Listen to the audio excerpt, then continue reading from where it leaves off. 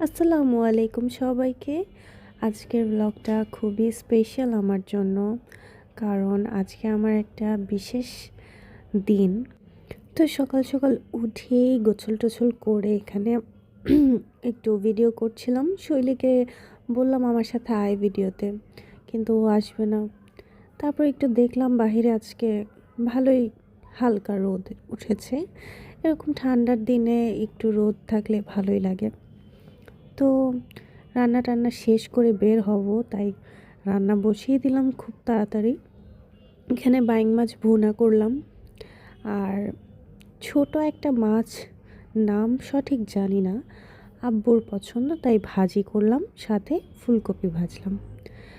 আসলে আমার বিশেষ দিন হওয়ার কারণটা হচ্ছে আজকে আমার স্কুল লাইফের একটা ফ্রেন্ড, ওর সাথে আমি দেখা করতে যাব দীর্ঘ 11 বছর পর। রেডি হয়ে বের হয়ে গেলাম বান্ধবীর বাসার উদ্দেশ্যে। আসলে অনুভূতিটাই অন্যরকম, খুবই এক্সাইটেড ছিলাম।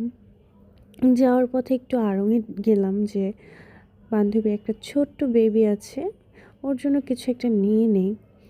তো এখানে চলে আসলাম আমি আদা বরে, কিন্তু বাসা চিনতে পারছিলাম না, তাই ওয়েট করছিলাম বান্ধবীর এসে আমাকে নিয়ে যাওয়ার কথা।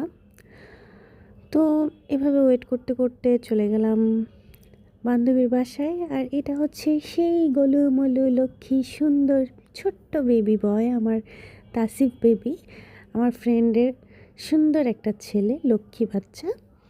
তো ওর সাথে খেললাম, খুব গল্প করলাম, দুষ্টুমি করলাম, আদর করলাম। আসলে 11 বছর খুবই দীর্ঘ সময়, এর মধ্যে অনেক কিছুই পরিবর্তন হয়ে যায়। এই যে আমার ফ্রেন্ডের বিয়ে হয়ে বাচ্চাও হয়ে গেল। যাই হোক, চলে আসলাম বাসায়। এভাবে সুন্দর দিনটা তাসিফ বেবির সাথে কেটে গেল।